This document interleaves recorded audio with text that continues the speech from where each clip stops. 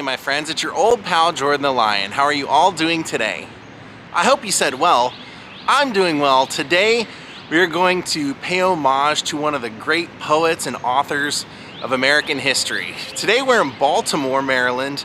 We're here to visit the grave of Edgar Allan Poe.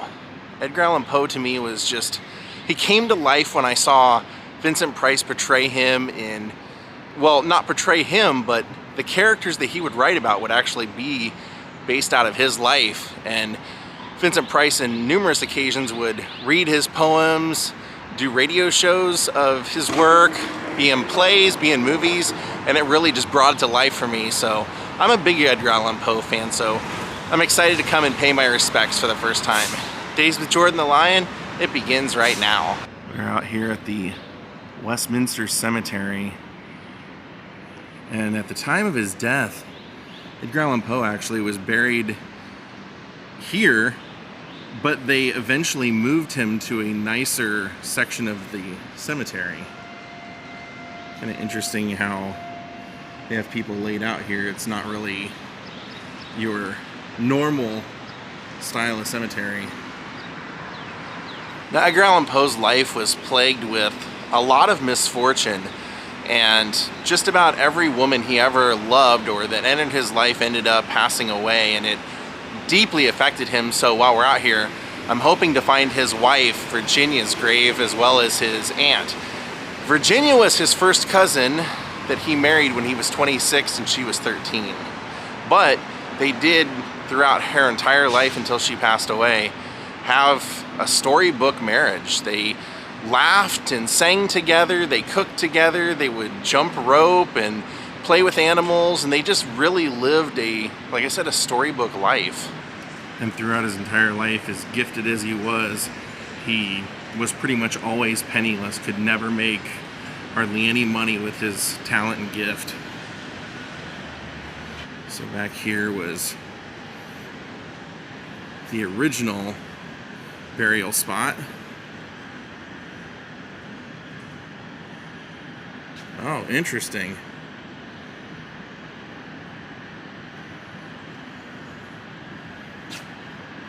Believe it or not, raised slabs mark a number of grave sites at Westminster, but none has garnered as much attention as this one. Once the subject of Ripley's Believe It or Not, this gravity-defying piece of marble continues to fascinate. It stopped me in my tracks. So we continue on back here.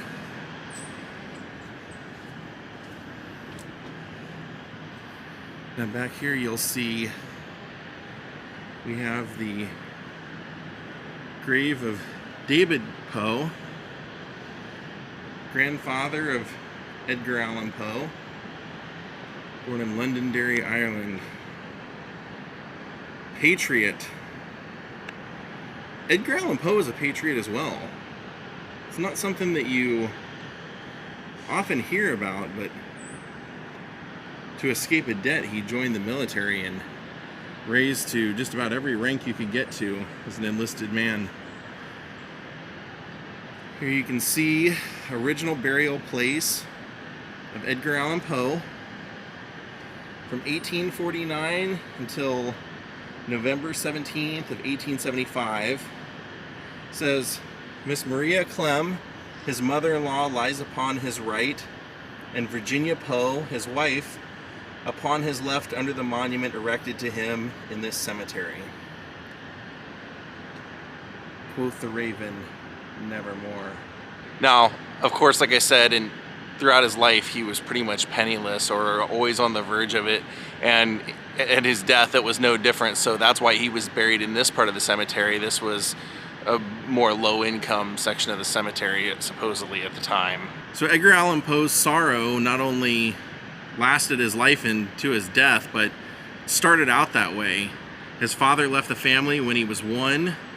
His mother was a famous local theater actress. She would perform all over Virginia and in New York and down through the Carolinas, and she was very well known. Her name was Eliza Poe, and one day she started coughing up blood, and that was a sign that was known at the time that you had tuberculosis. So she had 3 boys to take care of by herself and had contracted tuberculosis, and the local newspaper in Richmond actually put out in the paper basically asking for prayers because she was so sick and to watch over her children. But before he was even 3 years old, Edgar Allan Poe's mother would pass away from tuberculosis.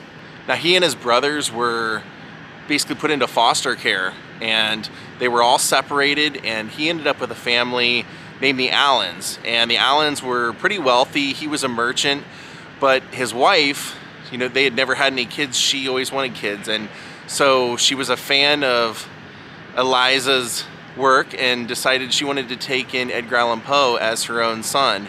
Problem was, even though they had the money and means to, her husband, John Allan, just for whatever reason didn't like Edgar and would provide the best schooling and the best clothes and everything, but outside of that, they had no relationship. They didn't like each other, and Edgar heavily gravitated towards Frances, which was John's wife. And Edgar always seemed to have a confusion in his life, probably the abandonment of not having a father and then losing his mother.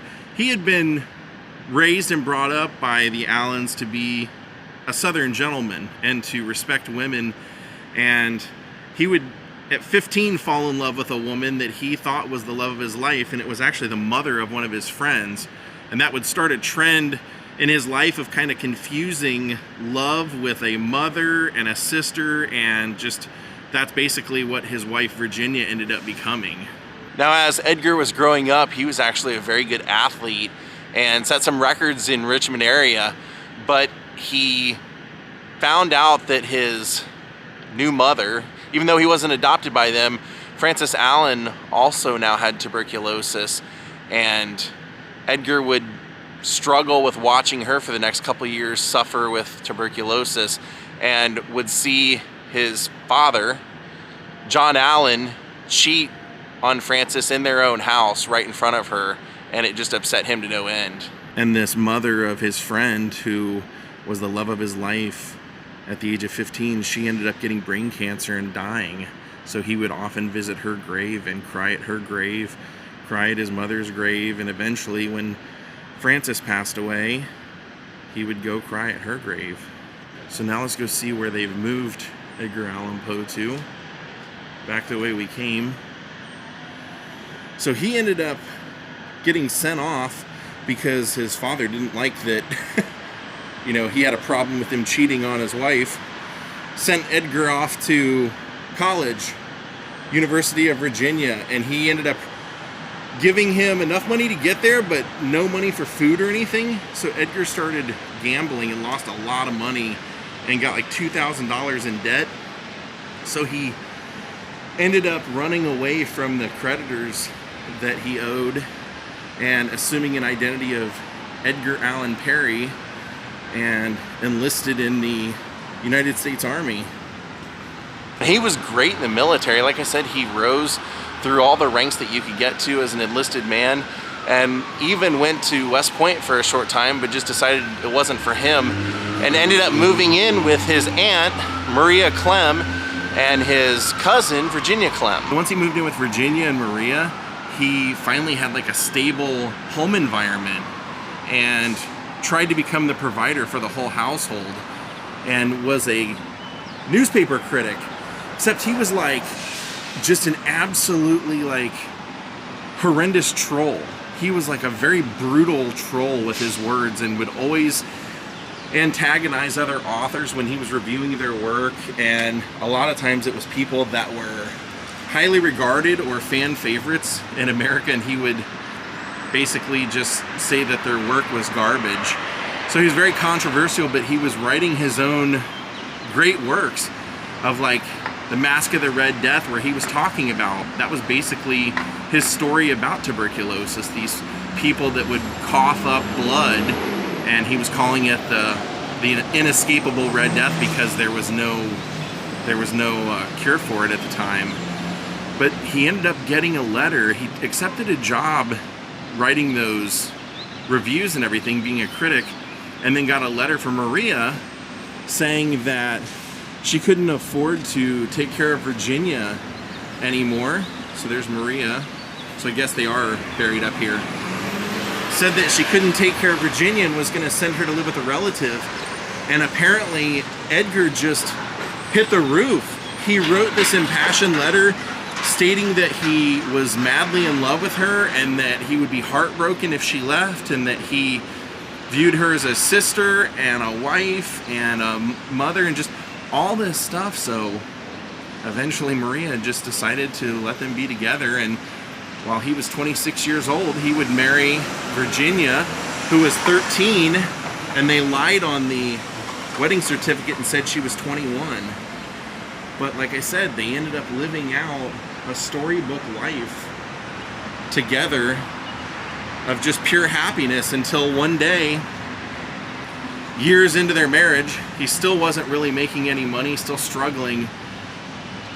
One day he asked her to sing. She had a great voice, and asked her to sing for him and her mother, Maria, and Virginia started to sing and started coughing blood. And he basically went into mourning right away and treated it as though she was dying, or that she was already dead, because he knew from other experiences that's what happened, and continued to take care of her and find ways of making money for her care. But she struggled on for the next 5 years before finally succumbing to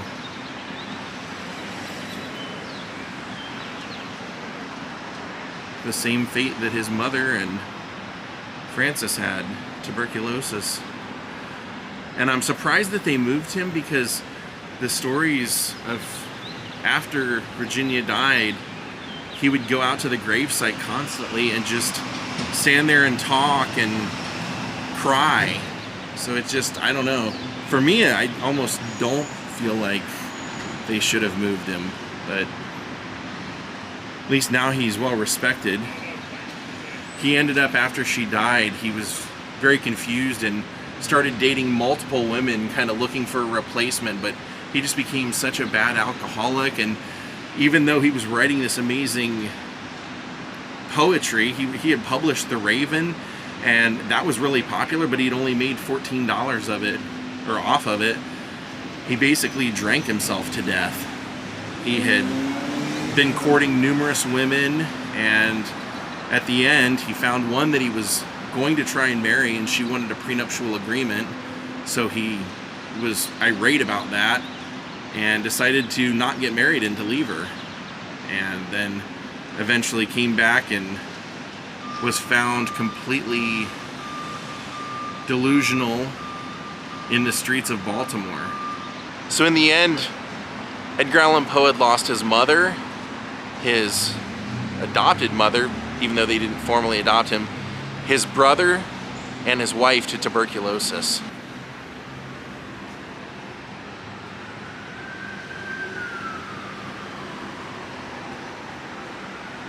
They have a lot of information placards all around the grave, and even right here tell you a lot of the history of Edgar Allan Poe in Baltimore.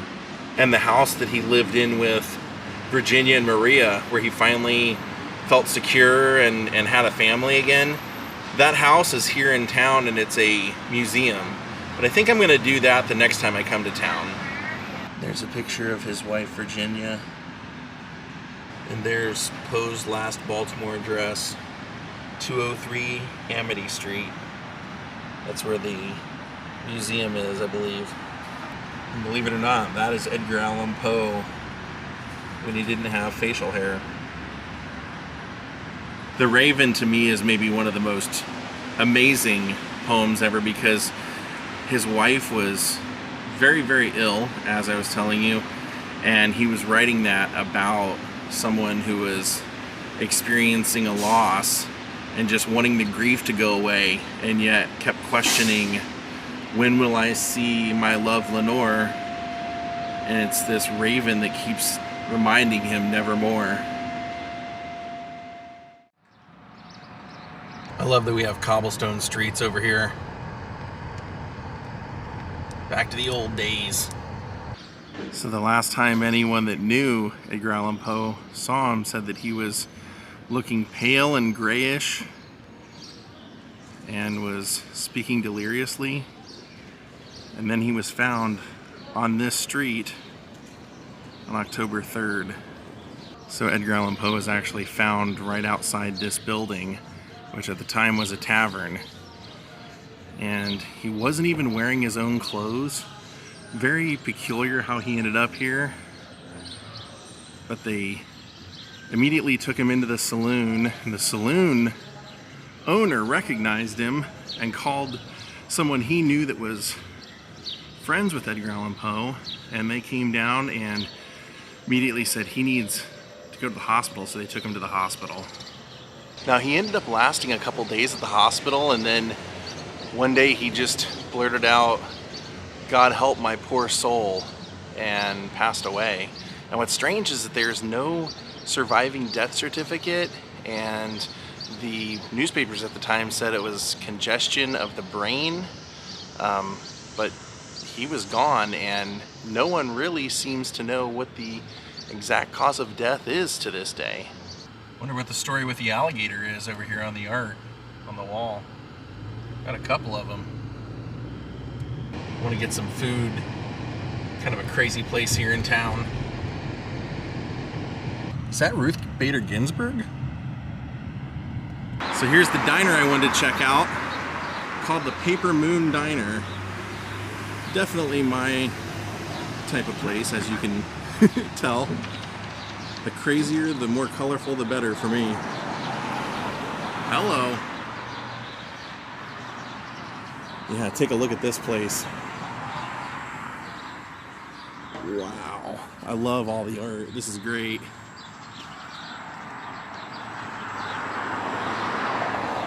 They're all covered, like clothed in pennies. That's pretty fascinating. Great use. Pennies and beads.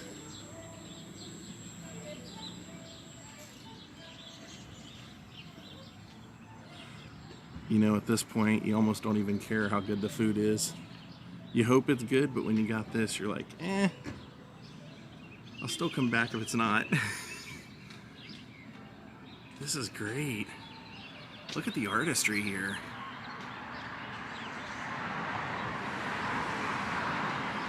Oh, hello.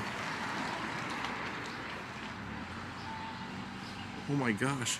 Even the udders are like jeweled, bedazzled. And the mohawk.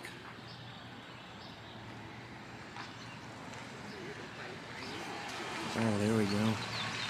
This one's great too. Oh, I almost missed the elephant on the roof.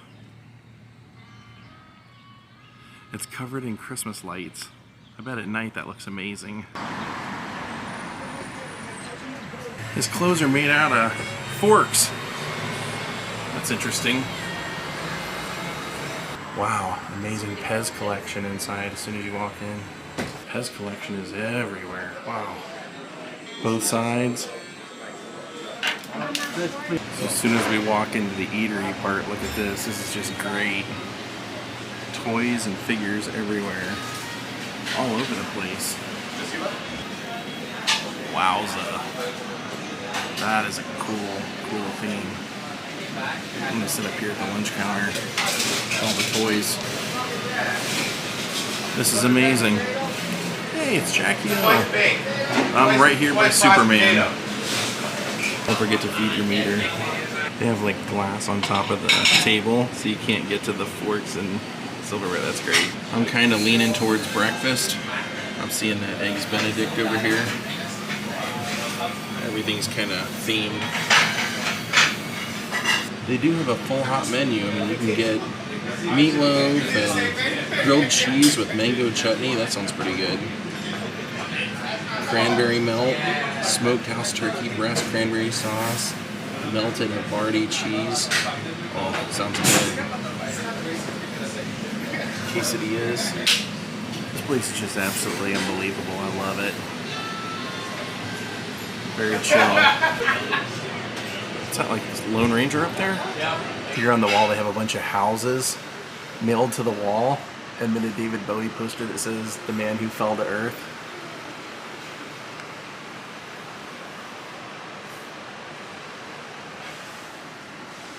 That's all ball bearings. Inside the bathroom they have Hot Wheels and cars all over the ceiling and more Pez all over the bathroom walls, including the entire Wizard of Oz, from Toto to the great and powerful Oz himself. Look at that. I went with the Eggs Benedict. Oh, looks good. I love this place. Just the atmosphere alone is making it fun to be here. I even see Alice Cooper up there. Yeah, I can definitely now for sure say that the food is just as good as the ambiance here. I love it. Well, how about that? I just ran across an Edgar Allan Poe mural on our way back from the PaperMoon diner. Well, my friends, we're gonna call it a day. I hope if you're an Edgar Allan Poe fan and you didn't know a lot about him, but you liked his writing, because I think probably all of us when you were in high school had to read his books or poetry, his stories. Hope if you didn't know much about him that you learned something and that you enjoyed this vlog. Thank you all for watching, and God rest your soul, Edgar Allan Poe. Goodbye.